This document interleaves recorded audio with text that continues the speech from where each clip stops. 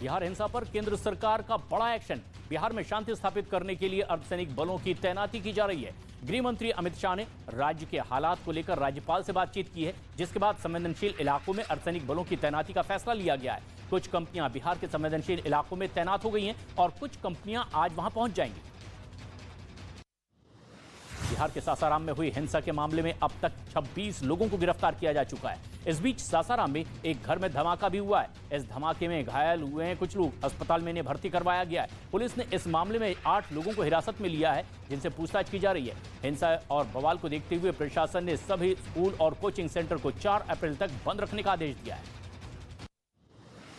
बिहार के सासाराम में हुई हिंसा के बाद से ही लोगों में डर का माहौल है। लोगों की सुरक्षा के लिए पुलिस फोर्स भी तैनात कर दी गई है, लेकिन डर कम नहीं हुआ है और लोग घर छोड़कर जाने को मजबूर हो गए। उन्हें लगता है कि फिर कहीं कोई हिंसक वारदात ना भड़क जाए और उनकी जान भी ऐसे में जा सकती है। लोगों की सुरक्षा के लिए पुलिस फोर्स की तैनाती कर दी गई है, लेकिन डर लोगों के बीच अब भी कम नहीं हुआ है। बिहार में नालंदा के बिहार शरीफ में हिंसा भड़की। अब ऐसे में 80 लोग गिरफ्तार किए जा चुके हैं। इस मामले में कई बदमाशों की पहचान भी कर ली गई है और पुलिस ने अब कार्रवाई की है। नालंदा के डीएम शशांक शुभंकर ने बताया है कि पूरे इलाके में हालात शांतिपूर्ण हैं और धारा 144 लागू कर दी गई है। डीएम शशांक शुभंकर ने बीती रात 2-3 जगहों पर हिंसा की घटनाएं की भी बात कही है और अब हालात काबू में बताए गए। पश्चिम बंगाल के हावड़ा में भड़के हिंसा को लेकर के एक्शन तेज हो गया है। हिंसा प्रभावित इलाकों में सीआईडी की टीम भी दौरा कर रही है। वहां कुछ हिस्सों में धारा 144 लागू कर दी गई है। हिंसा प्रभावित इलाकों में पुलिस अब रिजर्व बल भी तैनात कर दिया गया है। 2 दिन तक के हिंसा के बाद हालात को देखते हुए कई इलाकों में इंटरनेट बैन कर दिया गया है। राज्यपाल ने मुख्यमंत्री को इस मामले में रिपोर्ट भी मांगी है। हावड़ा हिंसा मामले में बीजेपी ने ममता बनर्जी सरकार पर हमला किया है। प्रदेश अध्यक्ष ने हिंसा का वीडियो ट्वीट करते हुए पुलिस की मौजूदगी में ही पत्थरबाजी का आरोप लगाया। वहीं केंद्रीय मंत्री अनुराग ठाकुर ने भी मुख्यमंत्री ममता बनर्जी पर निशाना साधा और कहा कि आगजनी करना, हिंसा फैलाना, उपद्रव करना, ये सब ममता बनर्जी के नाक के नीचे हुआ है। पश्चिम बंगाल के बर्धमान में बीजेपी नेता की गोली मारकर हत्या करने के मामले में बड़ी कार्रवाई अब आगे हो सकती है। इस घटना से दुर्गापुर अब शिल्पांचल में हड़कंप मचा हुआ है। आरोप है कि कोयला कारोबारी और बीजेपी नेता राजू झा एक दुकान के पास खड़े थे, जहां उन पर बदमाशों ने ताबड़तोड़ फायरिंग कर दी। इस घटना में एक आदमी घायल भी हुआ है। बताया गया कि राजू झा 2 साल पहले ही टीएमसी छोड़कर बीजेपी में शामिल हुए थे। केंद्रीय गृह मंत्री अमित शाह 2 दिन के बिहार दौरे पर हैं। पटना में अमित शाह आज बीजेपी दफ्तर में नेताओं से मुलाकात करेंगे और इसके बाद नवादा के लिए रवाना हो जाएंगे, जहां वो कई कार्यक्रम में शामिल भी होंगे। अमित शाह नवादा में एक जनसभा को भी संबोधित करेंगे। वहीं धारा 144 लागू होने की वजह से सासाराम में होने वाली रैली को रद्द कर दिया गया है। उत्तर प्रदेश के नोएडा में सरेआम गुंडागर्दी का मामला सामने आया है, जहां सेक्टर 125 के पास कुछ लड़के एक आदमी को सड़क पर ही गिराकर उसे बुरी तरह से पीटते दिखाई दिए। इसका वीडियो भी तेजी से सोशल मीडिया पर वायरल हो रहा है। वीडियो वायरल होने के बाद पुलिस एक्शन में आ गई है और इस मामले में केस दर्ज कर आरोपियों की तलाश में जुट गई है। दिल्ली के द्वारका इलाके में बदमाशों ने सरेआम एक वकील की गोली मारकर हत्या कर दी है।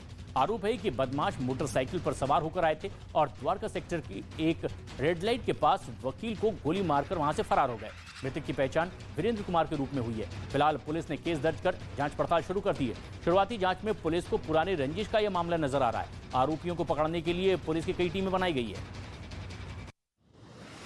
बिहार के मधुबनी में 2 भाइयों के बीच जमीन विवाद में झड़प आगे बढ़ गया। देखते ही देखते गोलीबारी होने लगी। इसमें गोली लगने से 3 लोगों की मौत की खबर है, जबकि 5 लोग इसमें घायल भी हुए हैं। इनका इलाज अस्पताल में चल रहा है। बताया गया कि दोनों भाइयों के बीच में कई सालों से जमीन को लेकर विवाद चल रहा था और इस मामले में पुलिस 7 लोगों को हिरासत में लेकर आगे की पूछताछ कर रही है। महायुद्ध के बीच में ही एक बार फिर से रूस के पास संयुक्त राष्ट्र सुरक्षा परिषद के अध्यक्ष की कुर्सी आ गई है और इससे यूक्रेन से लेकर अमेरिका तक अब हलचल और बढ़ गई है, क्योंकि पिछली बार जब रूस यूएनएससी का अध्यक्ष बना था तो उसने यूक्रेन पर हमला कर दिया था और इस बार ऐसे वक्त में यह मौका आया है जब अमेरिका और रूस के बीच में जंग होने की आशंका बहुत ज्यादा बढ़ गई है। रूस के बढ़ते तनाव के बीच में नेटो देशों ने सैन्य अभ्यास तेज कर दिया है। रोमानिया की एयरफोर्स ने जवानों ने अमेरिकी सेना के साथ में सैन्य अभ्यास किया है ताकि रूस किसी भी तरह से आंख दिखाए तो उसे जवाब दिया जा सके। ये मिलिट्री ड्रिल नेटो की तरफ से आयोजित की गई है। रोमानिया नेटो का सदस्य है और जंग में यूक्रेन का समर्थन करता है। पाकिस्तान के बलूचिस्तान में पाकिस्तान ईरान सीमा पर आतंकी हमले की खबर सामने आई है। पाकिस्तान सेना का आरोप है कि ईरानी आतंकियों के हमले में 4 जवानों की मौत हो गई है। बताया गया कि ईरान की तरफ से आतंकवादियों के एक गुट ने पाकिस्तान ईरान सीमा पर पाकिस्तानी सुरक्षा बल के जवानों को निशाना बना करके हमला किया है, जिसमें 4 पाकिस्तानी सैनिकों की मौत हो गई है। इजराइल की राजधानी तेल अवीव में नेतन्याहू सरकार के खिलाफ प्रदर्शन और तेज हो गए हैं। नए कानून के खिलाफ अब हजारों लोग सड़कों पर उतर आए हैं। नेतन्याहू सरकार के खिलाफ लगातार नारेबाजी हो रही है। नए कानून को पूरी तरह से रद्द करने की मांग की जा रही है। इस दौरान प्रदर्शनकारियों ने सड़क जाम भी कर दिया है। इस दौरान पुलिस ने प्रदर्शनकारियों को हिरासत में भी लिया।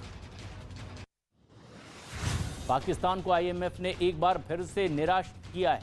आईएमएफ ने अर्जेंटीना को करीब 5 अरब डॉलर से ज्यादा का राहत पैकेज दिया है, लेकिन पाकिस्तान की 1.1 अरब डॉलर की मांग को लटकाए रखा है, जबकि पाकिस्तान को इस राहत पैकेज की सख्त जरूरत है, क्योंकि पाकिस्तान के पास अब सिर्फ 1 महीने के आयात के लिए विदेशी मुद्रा बची है। अगर आईएमएफ ने जल्द ही पाकिस्तान को राहत पैकेज नहीं दिया तो पाकिस्तान दिवालिया हो सकता है।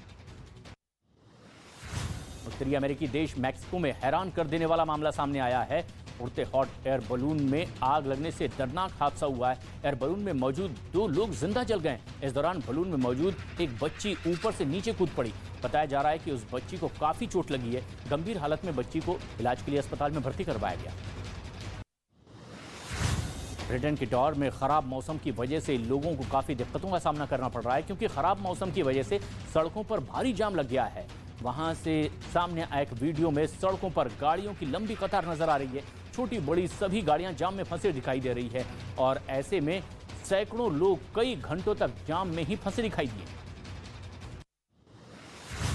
ब्राजील के रियो ब्रांको शहर में भीषण बाढ़ की वजह से कई इलाके पानी में पूरी तरह से डूब गए हैं। वहां हालात इतने खराब हो गए हैं कि लोगों का घरों से बाहर निकलना मुश्किल हो गया है। बाढ़ की तबाही की वजह से कई ऐसे और लोग हैं जो परेशान हैं। एक वीडियो वायरल हुआ है जिसमें पूरे इलाके में बाढ़ का पानी दिखाई दे रहा है। लोग घरों से बाहर जाने के लिए अब नाव का सहारा लेते दिखाई दे रहे हैं। हालांकि प्रशासन लगातार लोगों की मदद करने में जुटा हुआ है। अमेरिका के अर्केसा राज्य में ताकतवर बवंडर आया है और इससे भारी तबाही मची है। बवंडर की चपेट में आने की वजह से 4 लोगों की मौत भी हो गई, जबकि कई लोग इसकी वजह से घायल हुए हैं।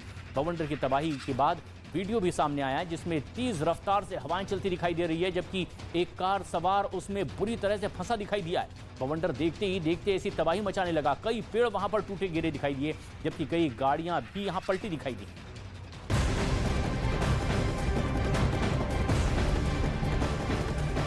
एक बेहद अहम और बड़ी खबर पश्चिम बंगाल के हावड़ा से बड़ी खबर आ रही है। बीजेपी प्रदेश अध्यक्ष सूर्यकांत मजूमदार और पुलिस के बीच बहस हुई है।